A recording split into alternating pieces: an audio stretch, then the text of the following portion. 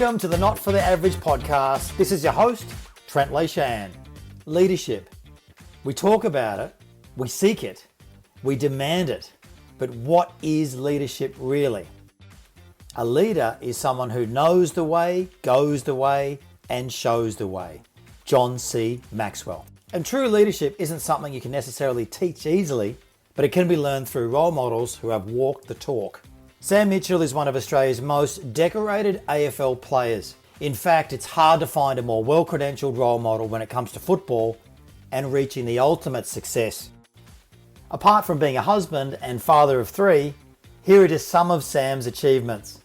Early in his career, Sam won the JJ Liston Trophy, awarded to the best and fairest player in the VFL. He was a VFL Premiership player. He won the AFL Rising Star.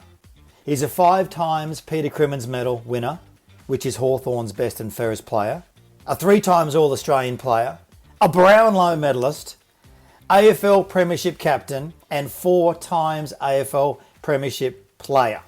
He's the current Box Hill Hawks head coach, assistant coach at the Hawthorn Football Club, and in 2022, he'll take over the reins from Master Coach Alistair Clarkson as head coach of the mighty Hawthorn Football Club. Sam has had an extraordinary career, one littered with ups, downs, successes, and many 5-star leadership learnings. These we can apply to all areas of life, and I'm pumped to be sharing them with you. Let's go. Sam, thanks for joining us on the Not For The Average podcast. Yes, thanks for having me. Looking forward to it. Awesome. Thanks, Sam. Now, I must say, for the listeners, this is a passion podcast because I'm a very passionate Hawks man. And Sam has been in part responsible for giving me and my 2 boys great pleasure over the years. So I'm very thankful for that. And I'm also very thankful, Sam, for you making the time in your busy schedule because you've got quite a bit going on at the moment, haven't you? Yeah, there's been a bit happening my last few weeks, and I think a bit more will be happening over my next few years. Now, I've just read your bio highlights in the intro, and I must say it reads like the CV of a 5-star general. There hasn't been much that you haven't accomplished in football, but I know it hasn't always been smooth sailing and success, has it? No, I don't think it ever is. People always remember the accolades and the ups, but for every up, there's usually a couple of downs that go with it, and that's if you're going well. So, you don't want it all to be smooth sailing, or you wouldn't recognise a rough sea. I want to take it back, Sam, to give our listeners a really good snapshot of where you've come from. Where did your passion for sport start? It's a great question. I couldn't give you a single moment. My father I didn't grow up in an athletic background or have any sport in my family or anything like that. I was far from a child prodigy. I remember my dad would tell the story that I came home one day and said, I want to go to footy clinic, which the technical term would have been Vic Kick or now Oz Kick. Mm-hmm. And he said, oh, okay. And so off we went on a Saturday morning, walked up the hill to my primary school and started playing footy clinic and went from there. Good. And you played soccer as well as a junior? Yeah, I had some friends sort of in primary school that played a lot of soccer. So I played some soccer for a year or two in sort of later primary school, which was great fun. I always enjoyed kicking around the round ball. You see the passionate play at the Oz Kick. You see it, that's the pure stuff, isn't it? Seeing the kids running around on a Friday or a Saturday. It's a really funny footy in particular, but sport is a funny thing because you start doing it for just genuine love, and then eventually at the professional level it becomes a job. And my job this year has been split between Hawthorn and Box Hill, and the difference in the attitude towards sport between the playing groups, and it makes sense. One of them does it all day every day, and the other one get there at 5 o'clock and it's their release for the afternoon. So but the difference in, despite playing the same game, the attitude towards it is vastly different. And there's still obviously a bit of hope with the Box Hill boys, no doubt, and making a first grade debut, I would have thought, for some of them. Some of them, yeah. So I think what's brilliant about sport is it gets you a measurable way to prove yourself. As a sports person, you get to be measured and rewarded. And as a team, there's a ladder. There's nothing more objective than that. And as an individual, there's getting a game in the seniors or the reserves or the under-19s or winning a best and fairest or coming seventh. There's a very objective view of how you perform as an athlete. And I think some players really crave that. And obviously that's without any sort of team element. That's just the individual side of the sport. To get to becoming a professional player, like when did you start to have that belief that it was something that you wanted to do, but something that you could achieve? I actually laughed at my own naivety as a child.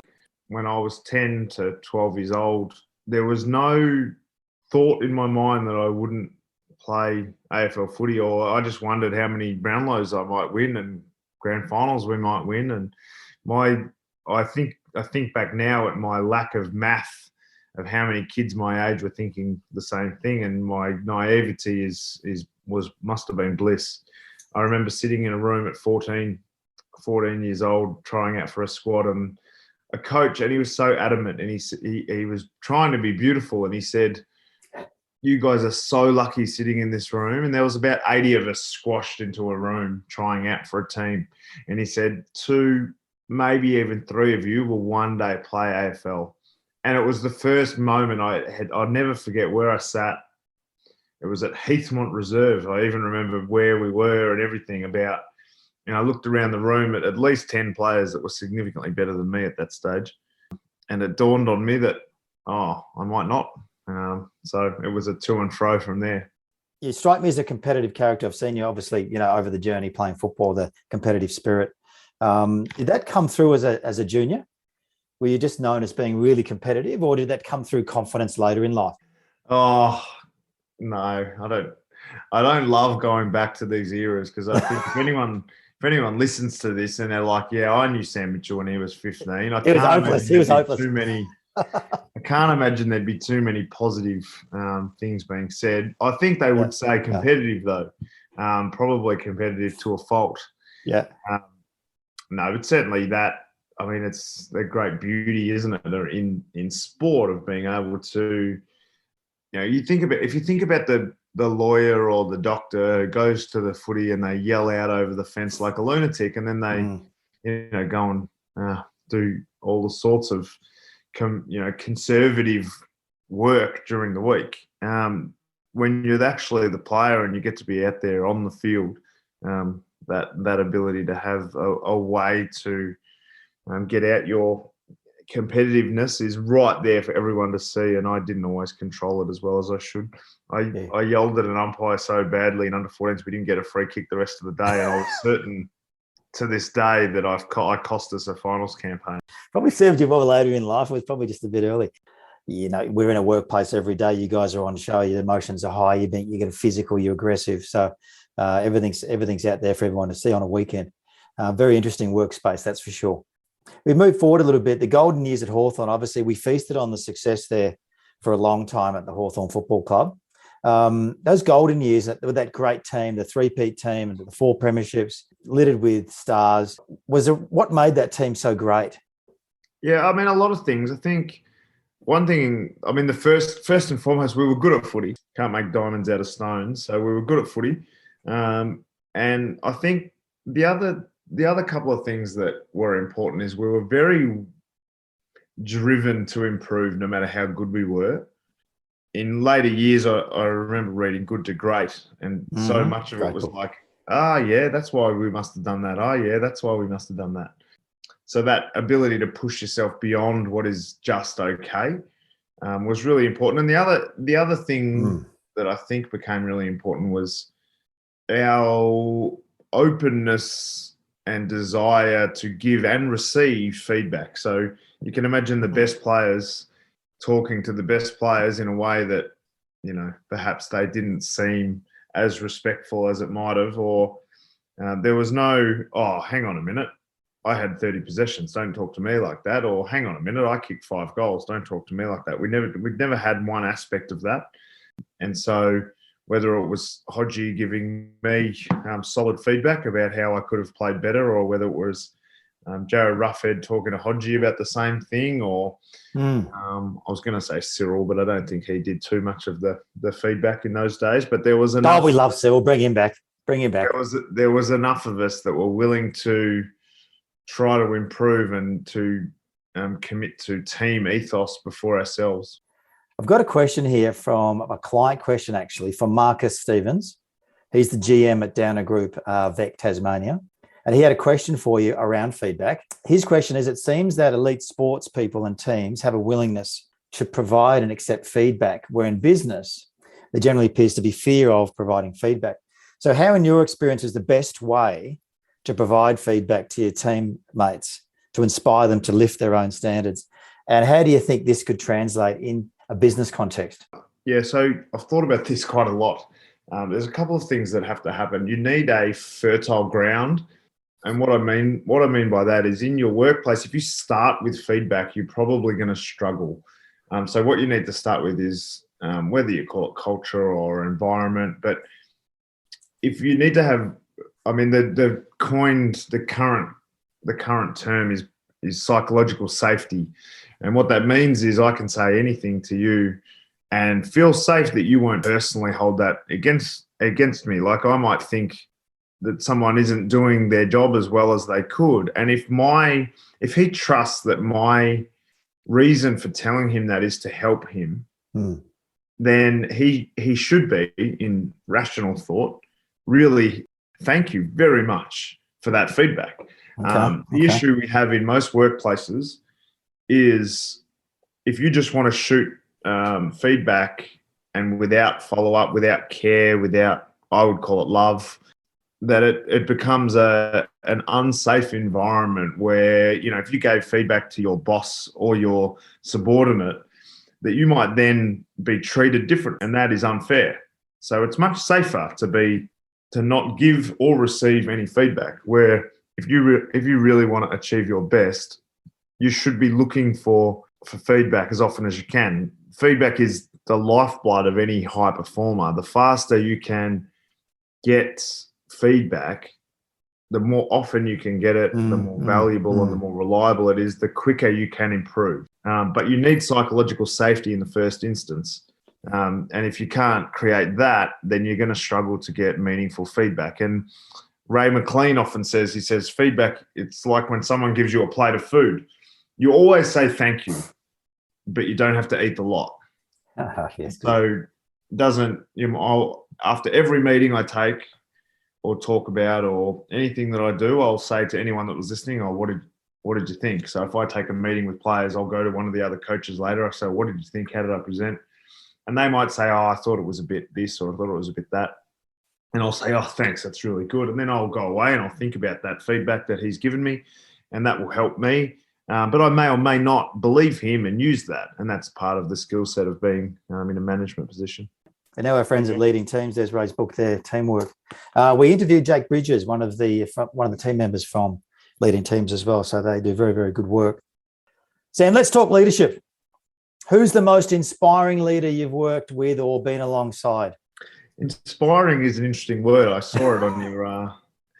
I knew you were going to pull me up on that, actually. Why did you a better word, impactful. Well, inspiring is a bit fluffy, isn't it? But some people will consider it. Was there a better word? Some people need a lot of inspiring, and others perhaps don't. So I think when someone can sell a vision and can guide an organisation towards something, that's when you know you've got a strong leader. So over my journey, obviously Alistair Clarkson is strong in that space. Luke Hodge was excellent. David Parkin. Adam Simpson was a really strong leader in my career, where he believed that I had a successful coaching career, even when I was halfway through my playing career. And being able to sell me the vision of where he think I could go in the future, et cetera, et cetera. Things like when they're able to sell a future vision that you can see yourself, I think that's part of strong leadership from my point of view. The best business leaders that we work with, they have almost a healthy sense of delusion when it comes to setting goals. Like, what they see is very different sometimes to what others see, and very different sometimes to what their team see. But as they keep moving, as they keep going, the team starts to get buy-in. They start to see it as well. The leader, the fearless leader, is usually 2 or 3 years into the future, when it's actually not realistic. Yeah, it's great. Usually it's so there's I think Elon Musk has said try to achieve, so plan for what it's going to take you 10 years to achieve and try to do it in 6 months. And you won't get there, but you'll be a hell of a lot further along if you plan for 10 years.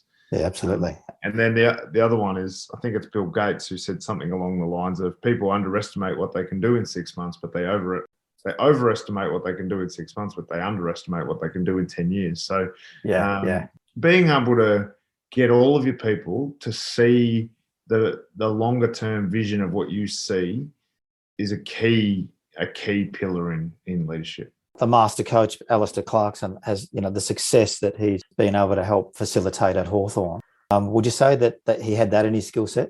Yeah. Oh, fantastic. I mean, I remember one of the first talks he ever had. I was like, I'd played footy in the dark career up to that point, and then, he was able to help me turn the light on.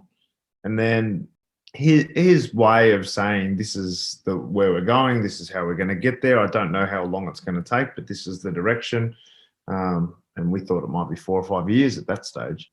And it did take 4 years. So people think it was all fast, but it's a 4-year. And then that was way earlier than it should have been. So, really we were on a 6 or 7 year journey at that point before we won the 2008 premiership. And then being able to resell the vision with tactics and on-field and off-field sort of selling points is an important part of leadership. I think Clarko was not afraid to tell some stories, and sometimes I remember one, he did showed an ice skating video that he thought was beautiful, and I think he thought it would be really engaging for the players, and I got a tap on the shoulder halfway through this. It was dark room, sitting in the theatre at the club, and this beautiful ice skating, and I get a tap on the shoulder and someone says, "Oh, standing ovation." And so at the end of this, what he thought was an inspiring video, everyone stand up and gave a sarcastic standing ovation, and he just said, "Get out." The idea that he was selling a vision was there nonetheless. Well, the natural predator of that vision is belief, isn't it? Taking people on the journey. Do they believe? My very passionate, Sam, about my kids and their sport, and love seeing them develop their confidence, start to believe in themselves. And you can see over the journey, and you go back, you see where they lack confidence, and you can see it just slowly ticking away. It's a thing of beauty, really, isn't it? And I think that's just the power of compounding. But when you think about, great coaches and teachers that have helped you over the journey, how important they are.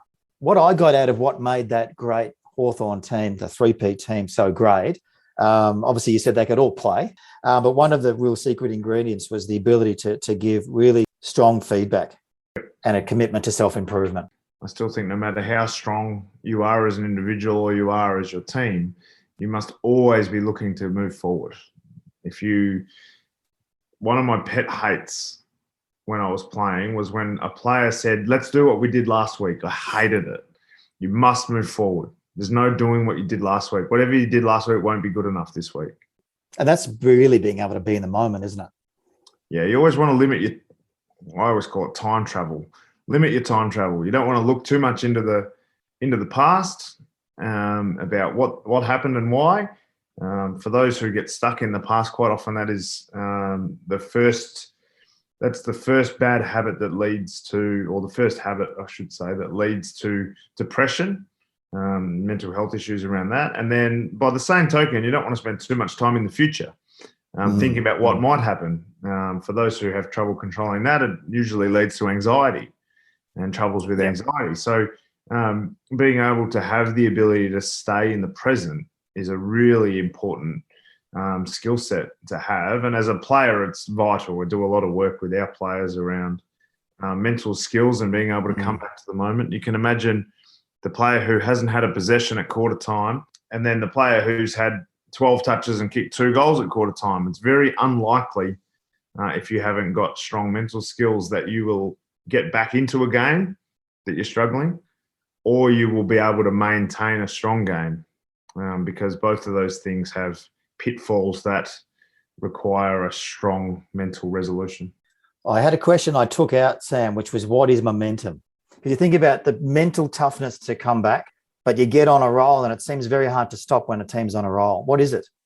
Is there a definition? Do you have an answer? Because I think it's one of those things that's reasonably difficult. As a coach, I don't spend a lot of time watching individual plays or this happened or that happened. I'm always find myself, I'm looking for patterns of what's happening in this game, and I'm trying to get the momentum of the game in my team's favour, and trying to figure out ways to give our players better odds than the opposition according to the way the game's being played. And momentum, unfortunately, seems to be one of those things that is very hard to put their finger on. But an example, it's not happening at the moment with the lack of crowds, but when you play interstate, you can kick 4 goals in a row and there is no momentum with you. The opposition kick 1 goal and it feels like all the momentum is with them just through crowd noise. So that feeling that you get, that lack, I think now that I'm talking, maybe I've worked it out. My own theory around it anyway is that a positive momentum is the feeling that I can do this and things will go well. So you behave and act, your behavior says something in a confident manner. Whereas, oh no, they're coming, leads to more negative body language, more negativity, which manifests itself across the field and leads to a self-fulfilling prophecy of the opposition coming harder at you. Yeah, I agree with that as well. I have thought about it because you do see it a lot in all sports. And, when you see one team is trying to win, the other is trying not to lose. I think that mindset shift, changes behavior, changes confidence levels, changes energy levels. Absolutely. But it is very hard to stop. We know that. Just coming back to coaching, Sam. So what attracted you to becoming a coach? I really enjoyed, in the early part of my career, I really loved improving myself and figuring out what I could do and how I could help the team and what I could achieve. And then it was reasonably early, around my early 20s, I started to enjoy working with other guys and seeing them improve, and the reward that I got from seeing individuals improve. And probably from there it grew into influencing more people around the football club and more people. And you mentioned earlier about you see the belief in kids when they're running around, and really when you look at a player and you think, I can see what you are capable of, and one day in the future you're going to be this fantastic something.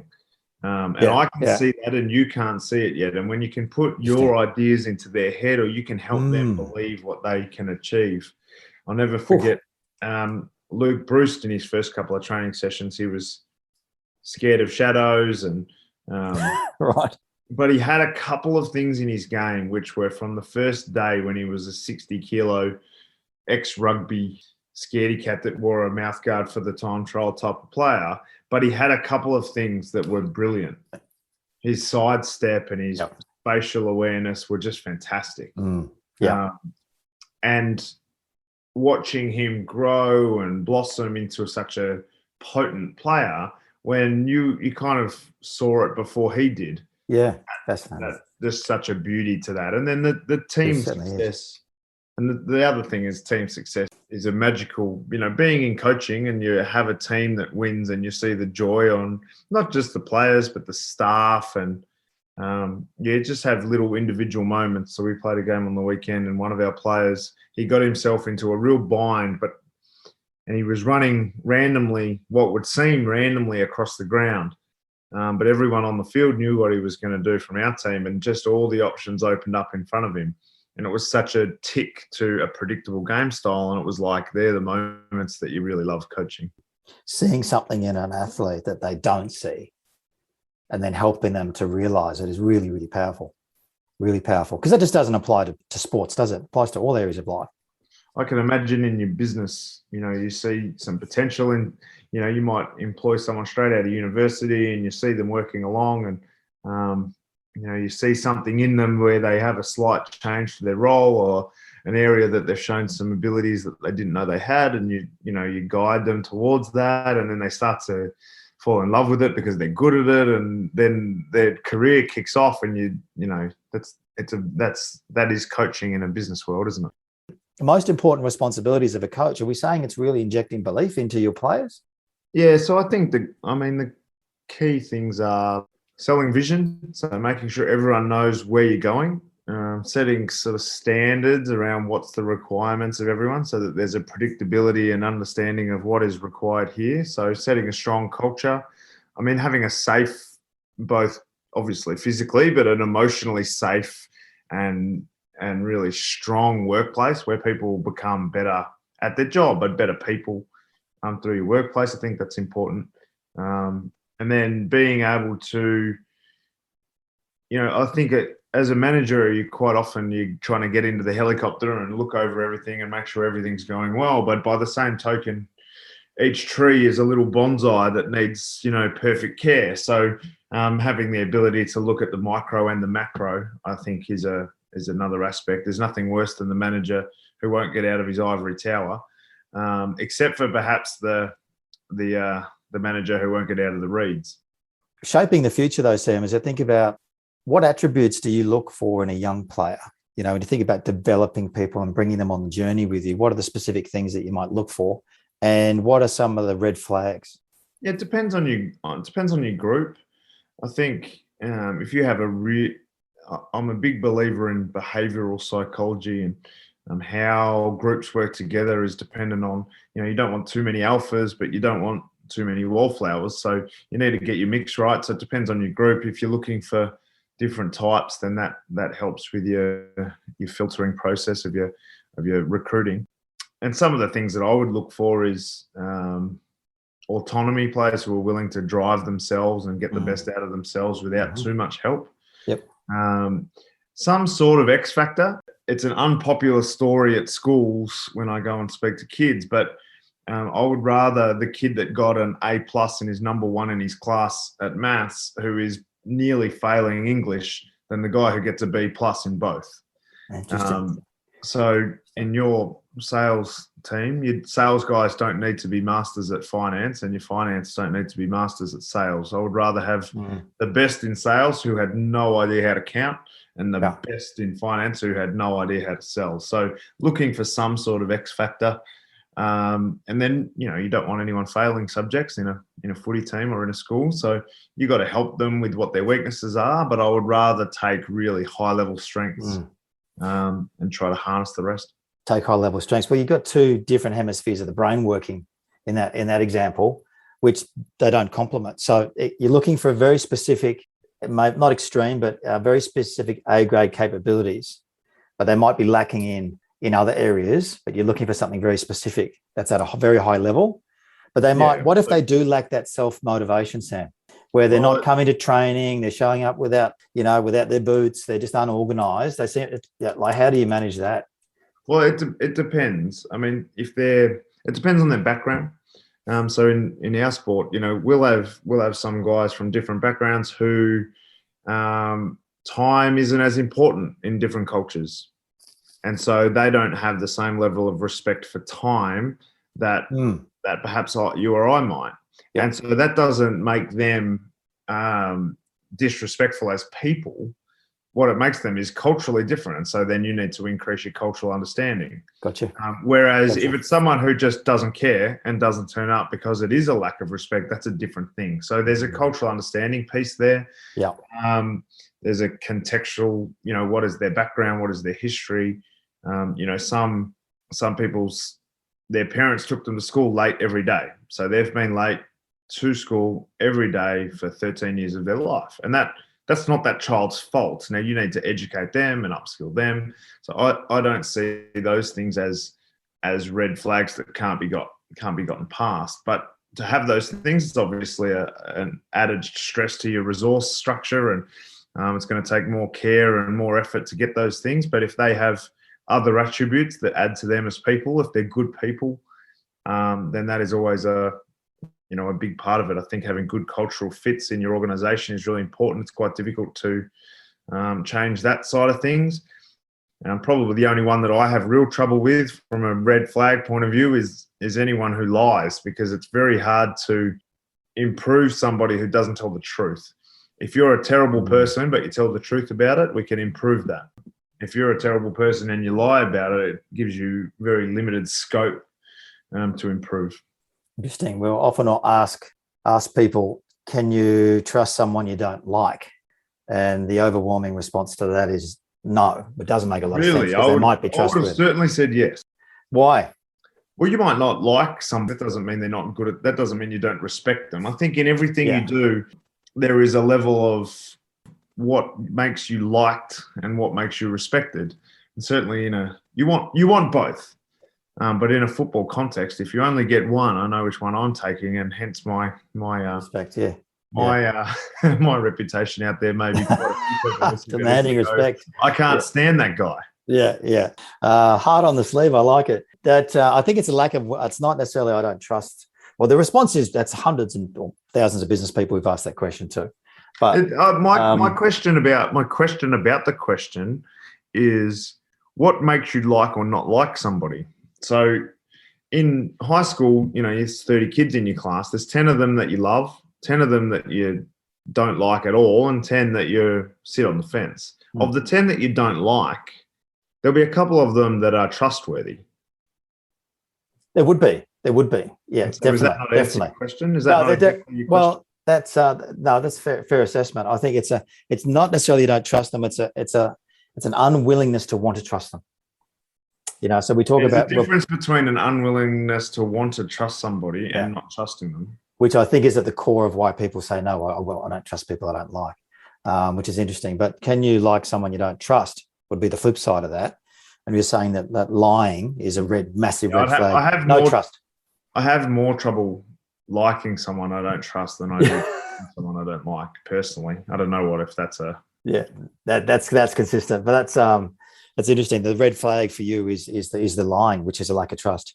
You can't have a fertile ground that you mentioned earlier without trust. I think that's pretty consistent across all environments, not just sport.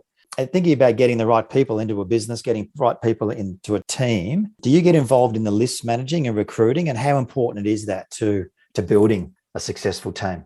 Yeah, I've just started getting into that recently and been working with Mark McKenzie and Rob McCartney on our list management for the future. And we've got a draft coming up and free agency and trade period and all these things. And I'm just really, I'm not sitting here thinking I'm an expert in these things at this point. I'm certainly learning significant amount at the moment, which has been brilliant for me as an individual. But that is going to be, the first thing I said when you asked why we were good, and the very first thing I said, I'm not sure if you recall. Do you recall?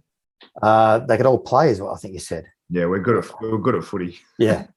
So the recruiting is going to be very important. Well, you can have cultural fits as much as you like, but if there's not the required level of talent, it's going to be tough to go to the top end. When you look back to those golden years, Sam, having the natural footballers, how much do you attribute that success to the list manager in being able to build that list?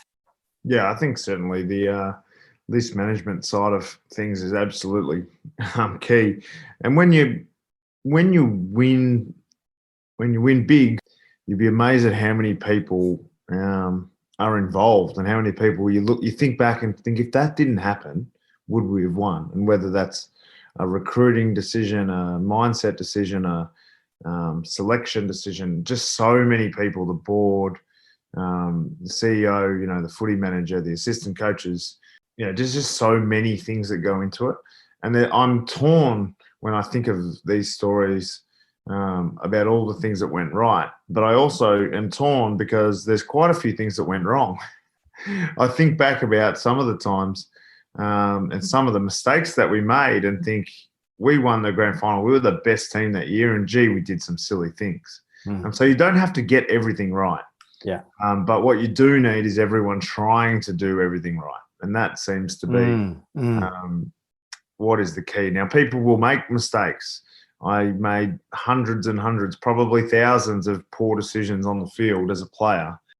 If I was looking at umpires' decisions, which I have no control over instead of my own, then I would be far worse off. And if you have a whole organisation that is looking at the problems of others, then it's very difficult to try to improve. You have to be looking at what you can do better and then how you can help someone else do better as well, which goes back to our feedback loop we talked about earlier. That's the blame culture, isn't it? I have heard players say that, in certain games when they see the opposition pointing and talking negatively to other players that they knew they had them. Yeah, depends. I've also seen some of the best players I've seen giving some of the greatest and almighty sprays to their teammates. I've been involved in quite a few of those, and they're the teams that are very, very hard to beat. So you can draw a bit like statistics. I think if you find the people yelling at each other, more often than not, they're the more successful teams. That would be my guess. But because if I asked you the nastiest thing you've ever said to somebody, my guess is it's somebody that you love, a family member, because you have an unconditional love and you have psychological safety. And regardless of how nasty that is, you know that there's love anyway. So when I ask this, quite often it's, oh yeah, my older brother said this to me once, or I said this to my little sister once. And how are you? Yeah, we're best mates. And that's in strong organizations. Sometimes you do say some nasty things in the heat of moment, but you have an unconditional love. That means that you are on the right track and you are heading in the same direction, regardless of the words said. That's a masterful question, Sam. It's very revealing. And it tells you a lot about the person. So it's a great question. We sort of linked that. It's not particularly psychologically safe. A safer way to ask it would be, who is the person who said the nastiest ever thing to you? Because that would make that's better. That's a great question. Masterful questions at the core of what we do at Boom is obviously influencing leadership, but the high quality questions. Well, I give you license to use that question on your way forward. What's the worst thing somebody's ever said to you? That's a great question. Yeah, but you can't ask it in isolation. You need to have the follow-up. My bet is it's someone you were very close or are very close with. Right, you've got to frame it. Okay, gotcha. Or it's an ex-wife or something like that you've broken up, and then that, please don't get them to tell you the story back. That's a disaster waiting to happen. I think that's probably high on the list too, the ex-wife or spouse.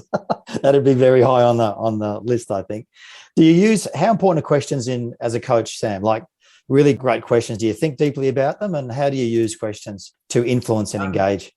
I use questions a lot. I don't often premeditate. I've realized actually the more I've done public speaking and the more I talk to the players as a head coach, the more I realize I rely heavily on body language. And I try to pick up whether I think they're reading the cues of what I'm saying, if they're engaged. If I sense a little bit of a lack of engagement, that's when I start to shoot a question. I start to change the tone of the conversation, start to use some energy or morale changes.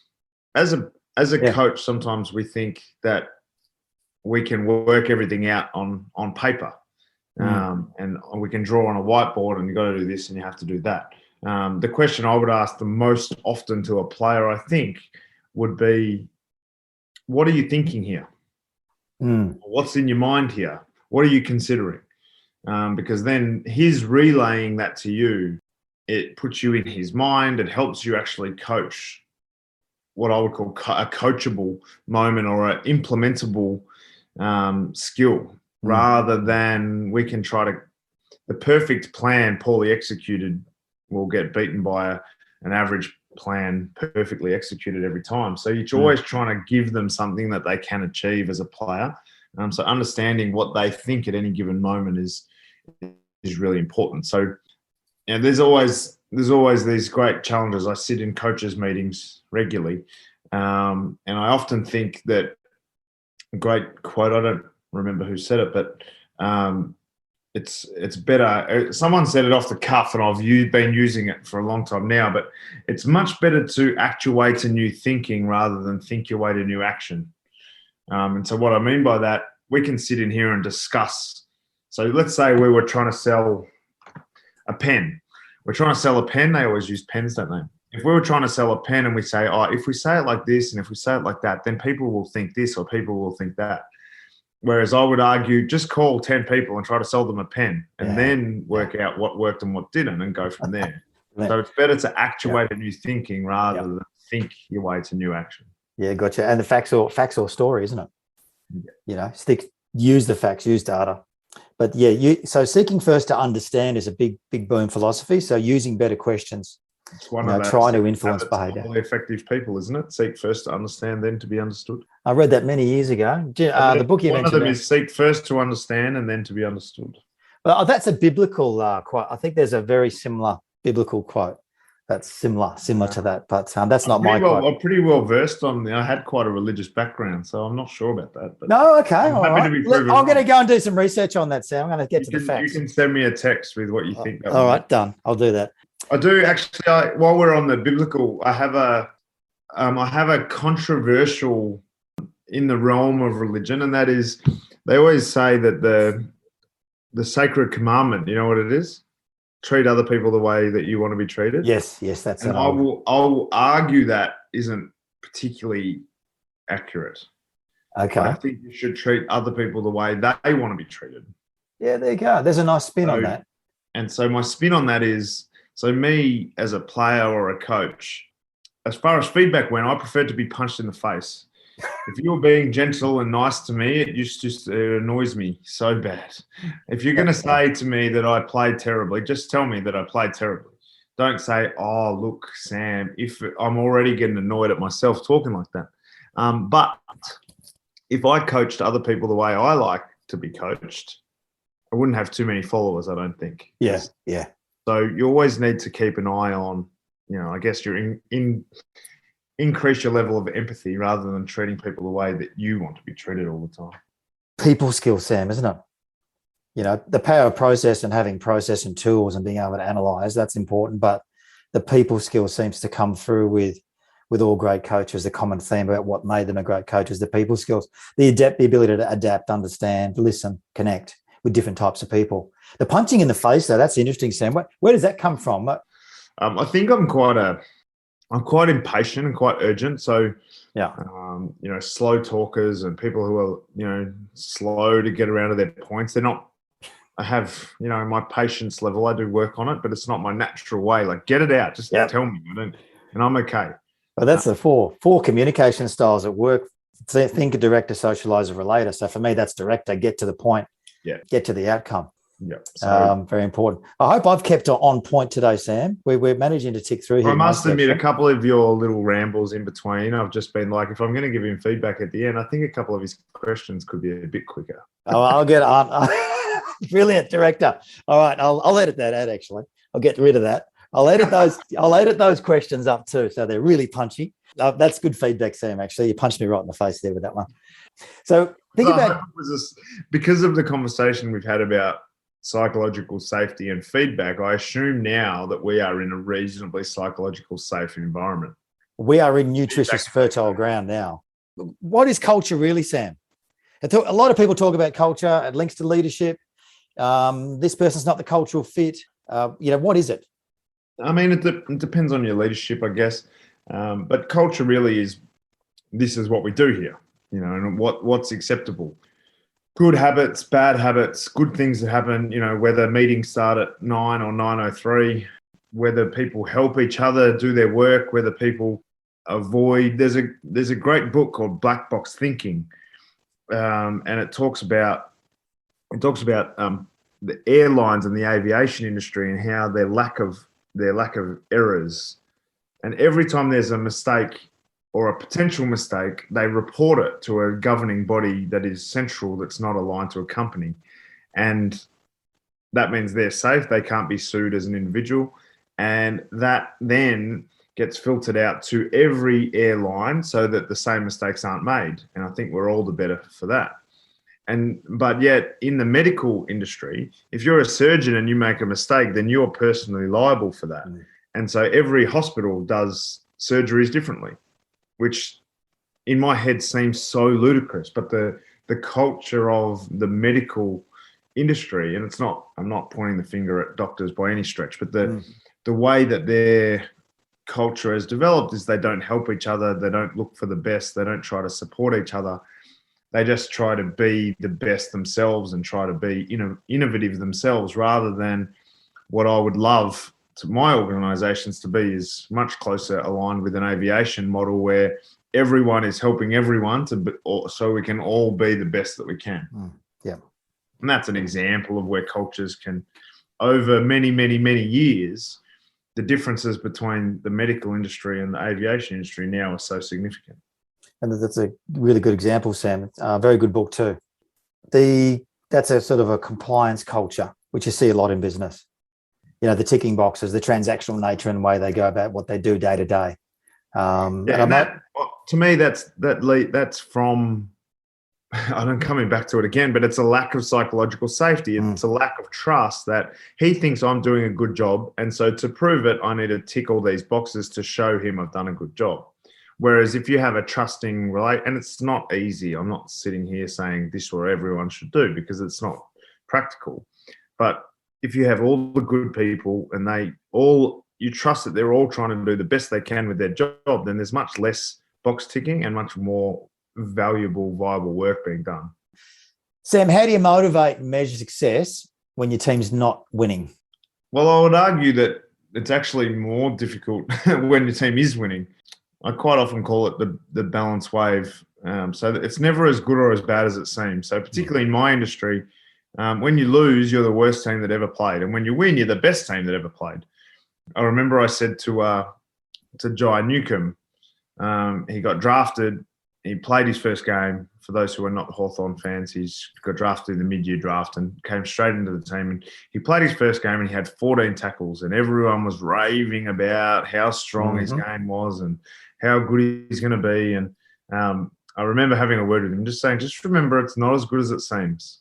At some stage, it won't be as bad as it seems, but you've just got drafted, you've played your first game, but it's not as good as it seems. You have to keep your feet on the ground, do the hard work, stay between the lines. And sure enough, another 2 games later, he gets dropped. And when he gets dropped, he's really upset. And I said, it's not as bad as it seems. Just head down, bum up, stay between the lines. It's not as bad as it seems. You thought you were on top of the world and you were never going to play reserves again. And now you're out of the team and you think you're never going to play seniors again. And to his credit, he didn't need a lot of my inspirational talk. He's got his head screwed on well, but it's a great example of how you can measure success. So whether he wins or loses as an individual, whether we win or lose as a team, you're really looking at the bigger picture as much as you can. So where are we trying to go? What strides are we taking? How are we doing things that are successful for the brand we want to be? And how are we doing things that aren't something to be proud of that we need to try to improve? And if you're continually looking at the vision and the long term, then that's how you get where you need to go. For a lot of people at the moment, Sam, COVID has been really challenging. The last 18 months has been really challenging. How do we apply some of these things in life? It's funny the way you even phrased that is I've got a different sort of mental model. I don't really think of this as work or life. I kind of think of them as the same thing. So, whether it's my wife or my children or my friends, you're kind of using always the same thing. How can you help people do their own jobs? Now, there's different cultural paradigms. You're not feedback about people's language and how they speak in front of a group to your friends because your models are different and what you're trying to achieve in your friendships are different. But really, the level of support, psychological safety, it looks different in every environment, but everywhere you want to be, you need to have that. Your children need to be able to make mistakes. You need to be able to mistakes. I cooked dinner the other night, which is not something I would regularly do, and I forgot to cook the taco things, and my wife said to the kids, "Why didn't you help him?" And it was such a warm, and it was telling me that I was an idiot and I had no idea what I was doing, but in such a warm, loving way you create all this environment in everything you do. I think the way that question is worded, that how do you bring it to your normal everyday life, is a really difficult thing. If you're one way at work and one way at home, it makes it really hard. I am a terrible actor. What you see is what you get. And if you're going to be a strong leader, you must be authentic. You have to do it your own way. And so I can be really warm and fuzzy on here. And after an hour of being warm and fuzzy and cuddly and gentle and nice, I would be so tired because that's not really exhausted in my wheelhouse. I'm much more comfortable being the way I've been, where if I'm going to say some things I'll probably say some things you don't, and that's okay. And then I'm comfortable with that, which is around being able to stay present and be who you are and be comfortable in your own skin and being able to bring who you are at work and at home, and they should all be the same. So quite often everyone talks about work-life balance, but I would prefer to think of it as work-life synergy, how you can bring work home, how you can I regularly take my kids to footy training, and some people would say, well, that's not high performance culture.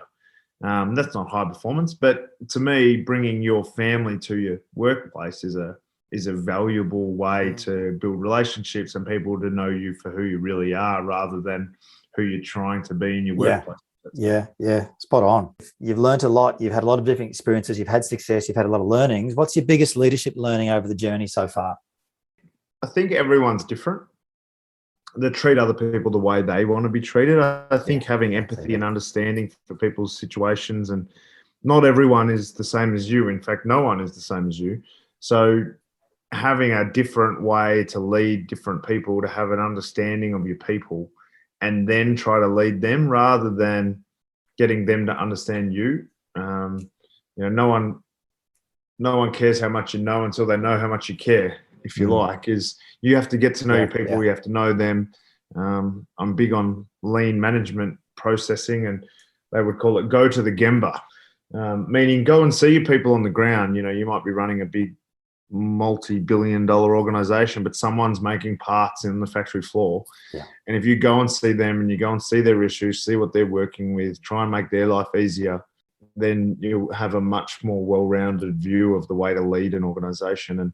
And certainly for me, and going to the Gemba will be very important in my future. Yeah, I think that's walking the talk as well as being able to understand all aspects of the business. The best business leaders will all do that. And there's a reason, Sam, because they're passionate. They're bloody passionate about what they do. For me, this isn't work. Like Boom's not work. Well, it's play. I know this is a podcast, so people can't see you, but just so you know, for those who are listening, we're actually recording this on a Zoom, and I can see him, and he's strutting around and walking and carrying on like a pork chop. So there's certainly a fair bit. I am very excited. I've got the brand on as well today. So, hey, Sam, I really, really have. I know you've got a lot on your plate, so can't thank you enough for coming on today and sharing some of your insights. I know that the audience will take a lot of value out of it. I certainly have. So I just wanted to thank you. Been very enjoyable. I've enjoyed the chat, and we didn't get into learning styles, but I'm an A learning style. So oral, so talking and listening, and that's my learning style. So I've actually learned quite a bit from having this conversation. So thank you for having me on. My pleasure, Sam. And and our best of luck for the next stage in your journey as well. So, and of course, go Hawks. Go Hawks. Trent is the Managing Director of Boom Sales, Australia's #1 sales training and development company. If you'd like to accelerate your sales growth and profitability, go to boomsales.com.au.